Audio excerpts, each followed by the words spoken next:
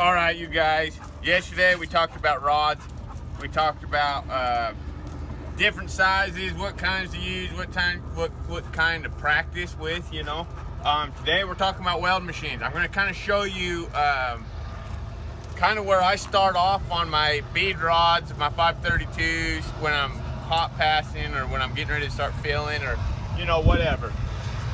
On a Lincoln, on like the weld machines, they're 5-way selectors. We call them gears. Each one of these is a gear. So when everybody's like, what's your amps? I don't know. I'm in like first gear, second gear, third gear, fourth gear, fifth gear. And so your first gear is 90 down is your minimum, okay? So, and then your amps in second gear are between 80 and 130. Third gear is 120 to 190. Fourth is 160 to 240, and fifth is 300 to 220. 220 to 300. So I have a lot of people. What do you run your bead rod on? Third gear and 45. Go up and down from there. So when I say that, I'm third gear, so I'm 120, 45. I think that's how you do it. I mean, 20, 30, 40, 50, 60, 165. Is that right, Jen? I ain't got a clue. Because inside those, they're not. See, guys, this is the biggest pain in the butt about trying to tell people amperages. I just don't know. On the new machines, everything's run on amperage. Like you go from 0 to 400 on the Pipe Pros or whatever. But on these, it's just third gear and 45. So because each one of those aren't spaced 100. no, they're not spaced in 100. But you know what? I mean, you guys just play with it. But I mean, if you can look this stuff up. This is your coarse current. This is your fine current. So we're somewhere between 120 and 190 when we're running the root in.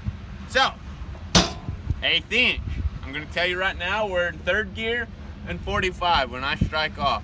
That's on like probably 8 inch and down. If it starts getting a little bigger pipe, I mean, we'll start off on 50 and then just work our way up and down from where we need to be. If that root's closing up and I don't have a keyhole, I'll turn it up.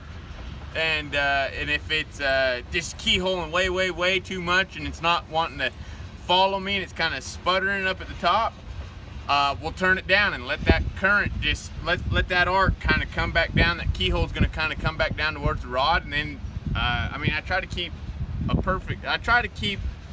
I don't know, 1/4 inch, maybe a 1/4 inch keyhole. Basically, you can look inside the pipe when you're welding. So that's my root pass on an 1/8 inch rod, third gear, 45 to 50. Up and down from there, whatever it takes. 532, if we're hot passing, 6 inch or down, really. I mean, if we're grinding, if we're fabbing and it's B31.3, I'll grind everything almost clean. So you really don't have to be that hot, because if you really go blowing through there, you're gonna gut that bead all the way out. So we grind everything pretty clean for B31.3, and that's the code. That's the different kind of pipe codes, and we'll get into that in later videos and whatnot. But B31.3, we grind it pretty clean. I'll start a hot pass off with a 532 rod, probably around 70. And then depending on what's going on with that, we'll go up and down from there. So third gear and 70 on 6 inch or down. Above that, usually we'll switch to a 3/16 and hot pass from there, and we'll either be on third gear and 100 or switch up to fourth gear and about 60, 65. And I'll take a picture of these gears so you guys can kind of look at them and kind of have a good understanding of what I'm talking about. Okay, so that's hot passing. If we're pipelining, we do not grind our hot passes. We will buff them, stick a 3 in there, depending on the pipe. I mean, you're not going to get wild on a piece of 6 inch. Stick a 3/16 in there and go gut this piece of pipe. I don't care how good you are at it. The guys behind you are going to be freaking pissed. So 6 inch, we don't grind. 6 inch and down, we probably wouldn't grind. We'll just buff it, put it in third gear and 100 with a 532 and run it hot. And just eat that bead all the way up. Anything above that, we'll put it in fourth gear and like 80 probably with a 3/16, depending on your wall thickness and whatnot. But this all making sense. That's a lot of numbers. It is a lot of numbers, you guys. It's a pain. Once you figure it out, it's all feel anymore. Like, it's funny, you can look at a piece of pipe and say, all right, I want to be in fourth gear and 80. Well, put me in fourth gear, put me on 80. I can run the whole piece of pipe, no problem. Eventually, it all just becomes habit. You learn what the machine's doing, you learn what you can do, and that's just kind of how that is. But, okay, capping. With a 532, third gear, and probably 60, and down from there.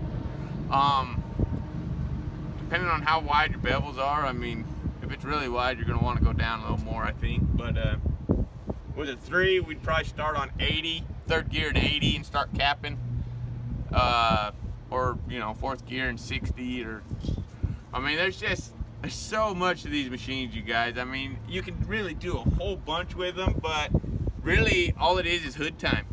It really is. Like, you've got to weld with them.